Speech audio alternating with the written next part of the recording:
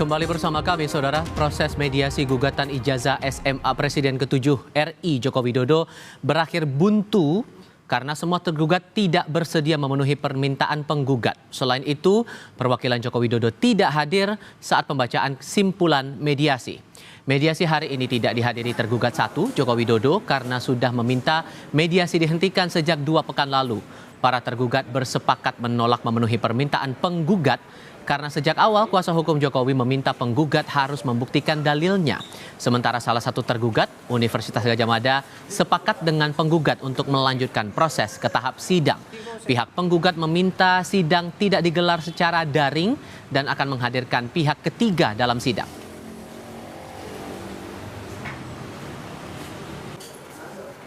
Proses tadi gagal gitu ya, jadi mediasi dinyatakan gagal, maka kemudian konsekuensinya kita akan masuk ya ke proses persidangan.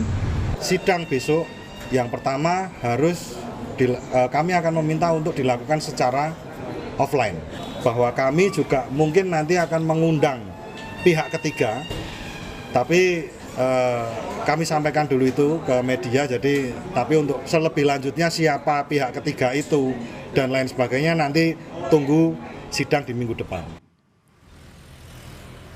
Di tempat berbeda, Pengadilan Negeri Sleman siap menggelar sidang mediasi gugatan perdata ijazah Presiden ke-7 Joko Widodo pada Kamis 22 Mei besok. Gugatan dilayangkan seorang warga Makassar, Komarudin, menggugat 8 pihak mulai dari Rektor UGM, 4 wakil rektor, Dekan Fakultas Kehutanan UGM, Kepala Perpustakaan Fakultas Kehutanan UGM, hingga mantan dosen pembimbing akademik Jokowi semasa kuliah. Sidang akan dipimpin 3 hakim dengan agenda pertama, menginventarisasi berkas-berkas administrasi para pihak terkait. Jika dianggap lengkap, maka sidang dilanjutkan dengan agenda mediasi tertutup. Pihak jurusita telah memanggil kepada para pihak, baik itu pihak rektor dari UGM maupun pembantu rektor sampai dengan Bapak Kasmojo.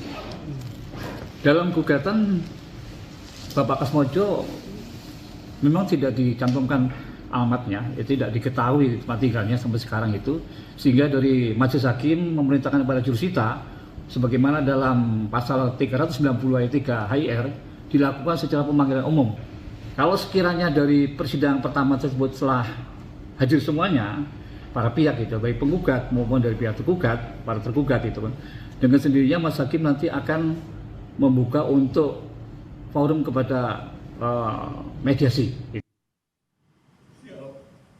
Saya koreksi, penyampaian saya sempat keliru atas gugatan yang dilayangkan seorang warga Makassar. Yang benar adalah Komardin, bukan Komarudin. Kita ke berita lainnya. Sementara itu, Presiden ke-7 Joko Widodo sudah diperiksa Barreskrim Polri kemarin atas laporan tim pembela ulama dan aktivis atas dugaan ijazah palsu.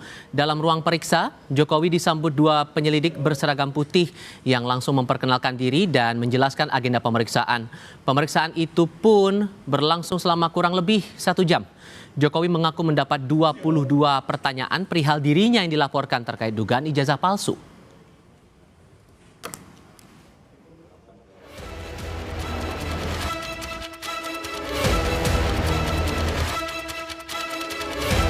Ribut-ribut soal keaslian ijazah S1 Presiden ke-7 Joko Widodo kian mendekati proses pembuktian dari hasil uji lapor Barreskrim Polri. Penuding ijazah palsu Jokowi, Roy Suryo, meminta Puslapor mengumumkan hasil uji lapor ijazah secara detail, termasuk jenis tinta hingga jenis kertas ijazah. Kalau nanti misalnya tiba-tiba, sekali lagi, tiba-tiba Puslapor, Barreskrim, itu mengumumkan, ya kita minta umumkan secara detail, secara ilmiah, secara saintifik. Ya ijazahnya tunjukkan, kemudian nanti detail pemeriksaannya, uji karbon 14-nya disampaikan, kertasnya benar apa enggak, tintanya benar apa enggak. Saya pernah katakan di Kompas, ada 6 jenis tinta itu detail. Dan kita bisa baca dan silahkan publik atau analis-analis yang ilmiah itu baca itu. Sementara itu, ahli hukum pidana menilai pembuktian ijazah bisa ditempuh dengan membandingkan ijazah Jokowi dengan teman seangkatan, kesaksian para kolega, hingga ahli yang mampu menguji otentisitas sebuah ijazah. Dari sini baru dipastikan keaslian ijazah Jokowi. Bila palsu, maka pihak yang menggunakannya untuk menjadi pejabat negara bisa dijerat pasal 263 KUHP tentang pemalsuan dokumen. Di dalam KUHP tentu penggunaan dokumen palsu yang diatur dalam ketentuan pasal 263 ayat 2 itu merupakan dasar ya adanya suatu perbuatan pidana.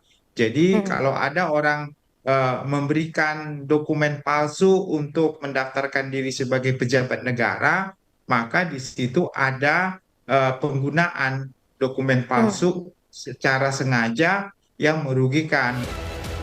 Sebelumnya, pihak UGM sudah memberikan klarifikasi terbuka. UGM menegaskan Jokowi tercatat sebagai mahasiswa dan telah dinyatakan lulus dari Fakultas Kehutanan pada 5 November 1985. UGM adalah memberikan informasi bahwa Joko Widodo itu tercatat dari awal sampai akhir melakukan tridharma perguruan tinggi di Universitas Gadjah Mada. Itu sudah kami jelaskan dan Joko Widodo itu lulus pada November ya.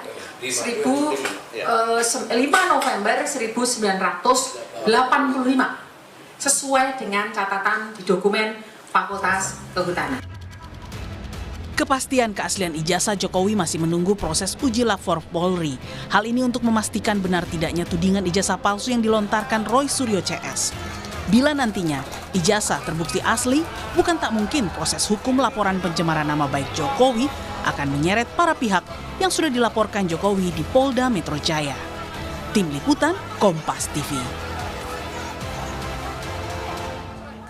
Lalu sejauh mana dampak hukum dari pembuktian ijazah Jokowi yang kini masih menunggu hasil uji laboratorium forensik Mabes Polri? Akankah hasil uji ini dan pembuktian pihak UGM menjadi penentu tindak lanjut atas laporan pencemaran nama baik Jokowi terhadap Roy Suryo CS? Atau sebaliknya, hasil uji lapor jadi pintu masuk munculnya pidana pemalsuan dokumen oleh pejabat negara?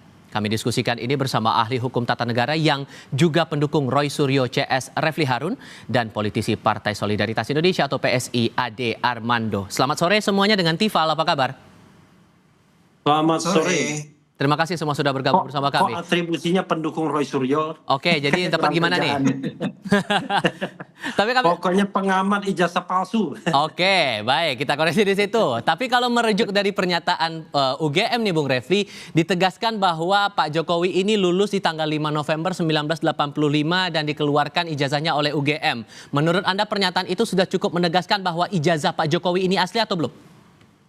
Ya belum lah, masa asli tidaknya ijazah cuman satu pernyataan. Jadi begini, kita harus pahami ya, ini adalah proses pidana.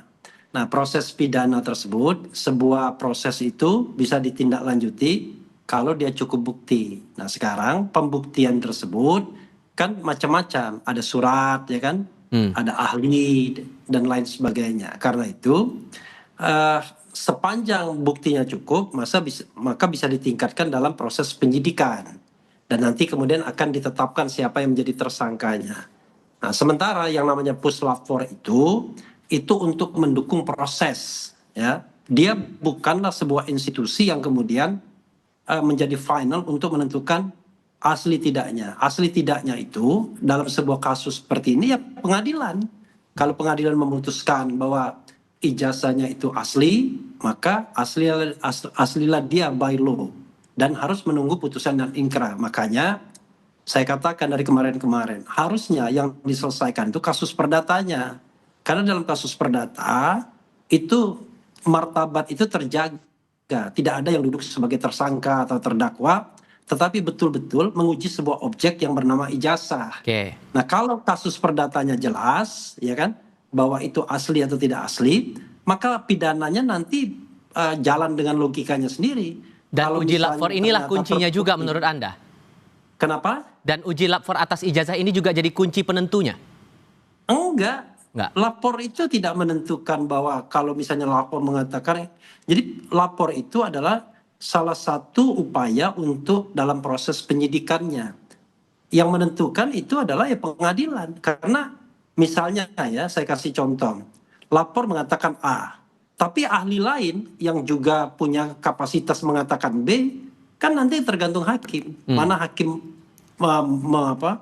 kan gini, kalau kita bicara mengenai lapor itu kan untuk mendukung dakwaan nantinya. Nah, ini kan dalam konteks ini agak lucu. Yang calon terdakwanya itu seolah-olah malah didukung oleh pendakwanya. Pendakwanya itu kan nanti kan jaksa penuntut umum. Jaksa penuntut umum mendapatkan bahan dari kepolisian. Nah, kepolisiannya itu kalau misalnya tiba-tiba dia mengatakan tidak ada bukti dan lain sebagainya, kan nggak lanjut kasusnya. Karena itulah kemudian soal ijazahnya remains questionable, tetap menjadi pertanyaan. Makanya saya bilang, selesaikan dulu kasus perdatanya. Dari kasus perdata itu nanti akan ketahuan ijazahnya asli atau tidak. Tetap pada bagian itu. Tidak ada hukuman, ya kan? Karena baru bicara tentang pembuktian ijazah. Setelah itu baru ditindaklanjuti dengan apakah yang akan jadi terdakwa adalah yang memalsukan atau yang jadi terdakwa atau tersangka yang dianggap mencemarkan. Itu baru. Bung Ade juga ada permintaan dari Bung Roy bahwa harus dicek juga tinta kemudian kertas dari ijazahnya. Menurut Anda wajar tidak ada permintaan seperti itu untuk menelusuri keaslian ijazah Pak Jokowi? Ya, saya tidak tahu persis ya itu bagaimana cara pembuktian yang semestinya dilakukan. Tapi saya rasa sih itu bukan sesuatu yang tidak mungkin dilakukan juga kan. Cuman kan kalau dalam kasus yang gugatan dari Pak Jokowi ini kan persoalan begini. Teman-teman itu menggugat, menuduh bahwa Pak Jokowi itu ijazahnya palsu. Dan ijazahnya palsu artinya sebenarnya dia tidak pernah lulus dari UGM S1-nya kan. Nah, itu yang harus dibuktikan oleh sebetulnya proses pengadilan ini. Nah, jadi yang tadi dikatakan begini, sebetulnya sekarang sedang diperiksa nih si ijazah itu, ya. Selama ijazah itu belum bisa dinyatakan sebagai palsu atau tidak, sebenarnya proses gugatan terhadap mereka yang mencemarkan nama baik ini mungkin tidak akan bisa diselesaikan secara definitif, ya.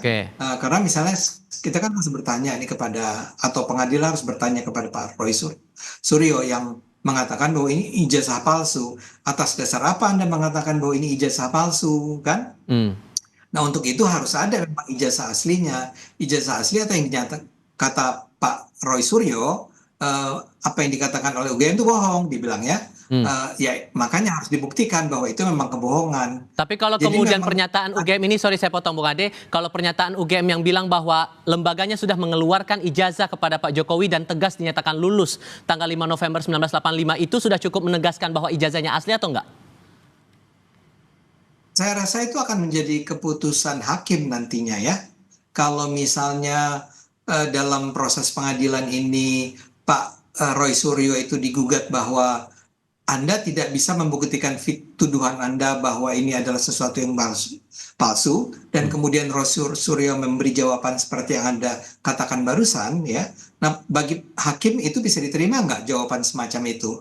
Kalau dalam logika saya memang sebetulnya harus terbukti dulu bahwa itu bukan ijazah palsu, atau itu apakah itu ijazah palsu atau bukan. Itu yang akan menyelesaikan banyak masalah dalam kasus pengadilan yang sedang dijalani oleh Roy Suryo dan kawan-kawan ini. Karena menurut saya memang kalau sekedar menyatakan bahwa itu, saya tidak percaya dengan apa yang dikatakan oleh UGM. Tanda tangan UGM sendiri bisa diragukan. Misalnya ada halaman yang hilang bla bla bla, lah itu memang harus dibuktikan secara hukum menurut saya. Dan sekarang, cara pembuktiannya, ya maaf. Sekarang kita mencoba membaca kemungkinan-kemungkinannya sambil kita menunggu hasil uji lab 4-nya ini. Kalau kemungkinannya bahwa ijazah Pak Jokowi ini asli, maka kemungkinannya Pak Roy Suryo CS kena pencemaran nama baik. Nah, menurut Anda akan ada kemungkinan ke arah sana nggak, Bung Ade? Iya, jelas memang. Kalau sampai terbukti bahwa itu adalah sebuah ijazah asli, ya, Roy itu nggak bisa sekedar mengatakan bahwa, oh yang saya teliti adalah dokumen yang selama ini tersebar secara online yang di-upload oleh seorang warga dari, saya lupa tuh Mas Andi kalau nggak salah ya namanya ya, yang menyatakan bahwa dialah yang mengupload dokumen tersebut. Roy nggak bisa mengatakan bahwa yang dia analisis adalah dokumen tersebut. Karena tuduhan dia jelas bahwa sebetulnya Pak Jokowi itu tidak lulus dari UGM. Dan bukti bahwa dia tidak lulus dari UGM itu adalah bahwa ijazahnya tidak ada. Nah, kalau sekarang ternyata ijazahnya ada, terbukti benar, UGM sendiri menyatakan sudah tercatat sebagai mahasiswa yang sudah menyelesaikan kuliahnya di UGM, sudah diuji dan sudah lulus dari ujiannya, ya apalagi yang harus dipertahankan. Saya rasa ketika itulah Roy Suryo dan kawan-kawan itu, Dr. Tifa dan kawan-kawan harus bersiap-siap menghadapi kemungkinan mereka memang akan dinyatakan bersalah. Kalau kemudian jerat pidana pencemaran nama baik itu dikenakan kepada Roy Suryo CS, Bung Refli, apa mungkin celah hukum yang bisa dipakai oleh Roy Suryo CS untuk kemudian membuktikan bahwa mereka tidak bersalah? Tapi jawabnya nanti ya, Mas. Kita akan lanjutkan lagi di segmen berikutnya. Usai jeda berikut ini.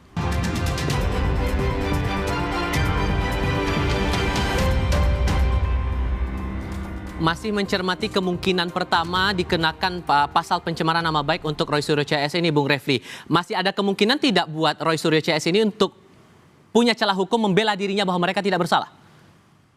Begini, saya tadi mendengar secara persis Mas Ade Armando menyampaikan sesuatu, dan saya sengaja tidak potong karena saya ingin mengerti logika orang awam hukum.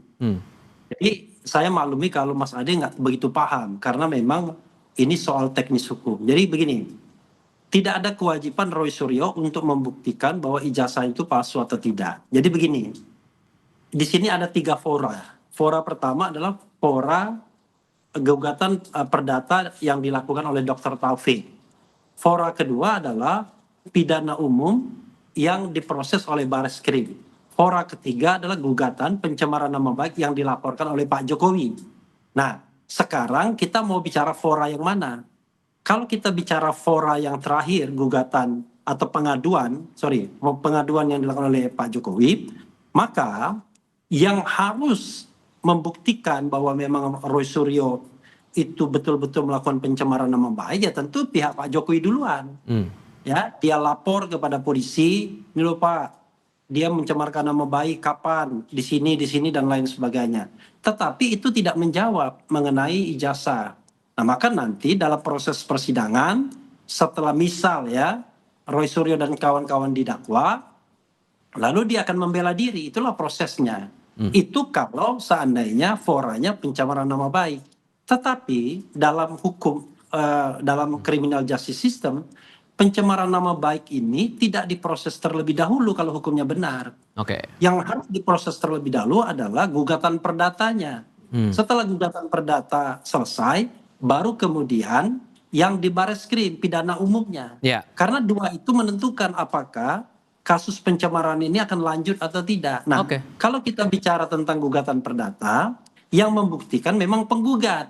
Tapi masa yang digugat diam aja kan nggak mungkin. Karena misalnya Pak Taufik, ini ijazahnya palsu, lalu dia sertakan bukti dan ahli. Tentu yang tergugat juga akan membuktikan, kan begitu.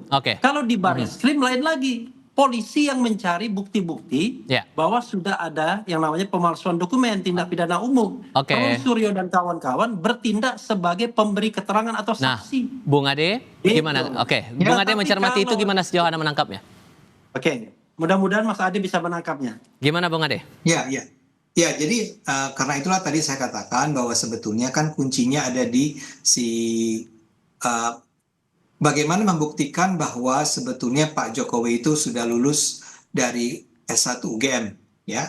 Nah, selama ini yang menjadi kunci adalah si ijazah, ya.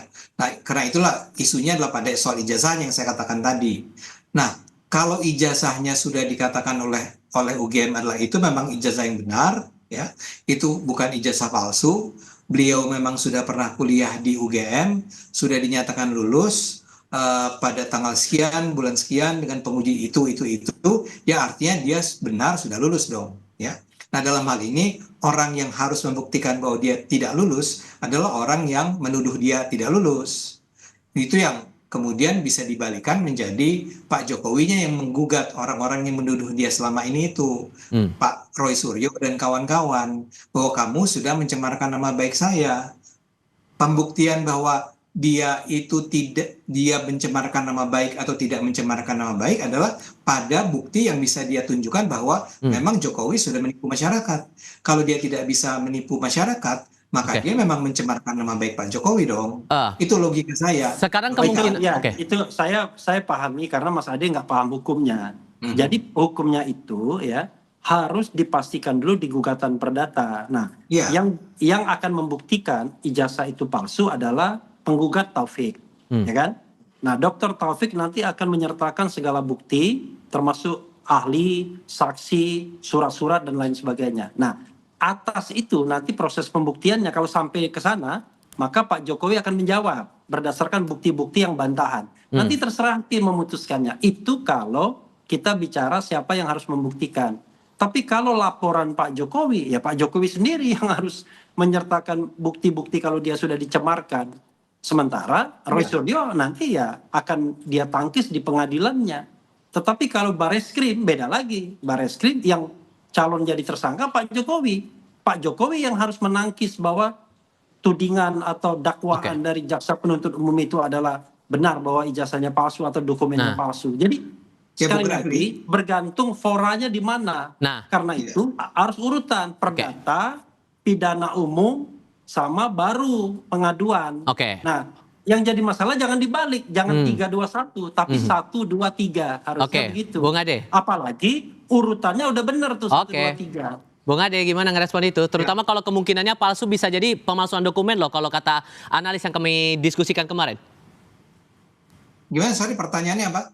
Kalau kemungkinannya palsu, kemungkinannya akan ada jerat pidana pemalsuan surat sesuai dengan pasal 263 KUHP. Kejauhan nggak kalau ada potensi ke sana? Oh enggak, saya gini, saya termasuk saya juga dosen ya, saya juga dosen dan saya sangat peduli pada keotentisitas, keakuratan, kebenaran, kejujuran ya.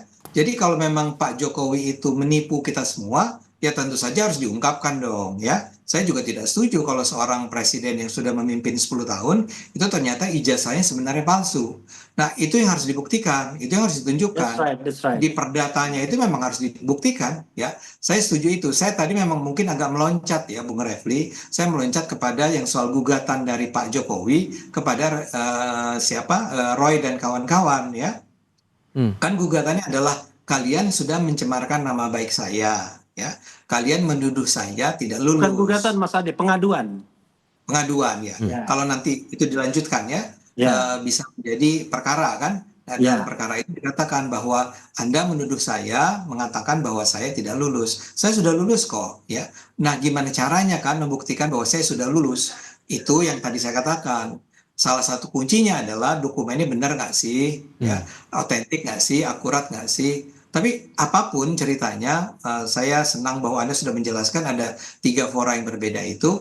Apapun ceritanya, memang soal ijazah ini harus segera diselesaikan dulu. Dan menurut saya seharusnya penyelesaian kasus ijazah ini tidak terlalu sulit. Kalau memang seperti yang dikatakan Anda tadi bahwa ini ternyata betul-betul ada penipuan gitu ya, bahwa kubunya Pak Jokowi memang sudah selama ini menggunakan ijazah yang palsu, ya harus dibongkar. Saya setuju itu dibongkar aja.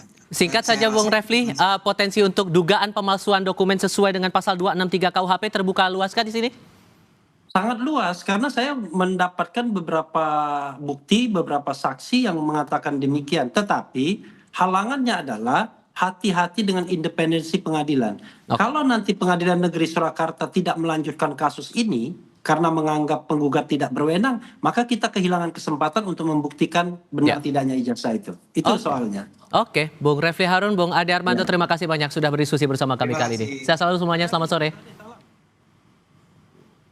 Kami akan kembali sebentar lagi. Jelang puncak ibadah haji pada awal Juni nanti, Kementerian Agama mengingatkan jamaah Indonesia untuk mulai mengurangi aktivitas fisik berat termasuk mengurangi ibadah umroh sunnah secara berulang.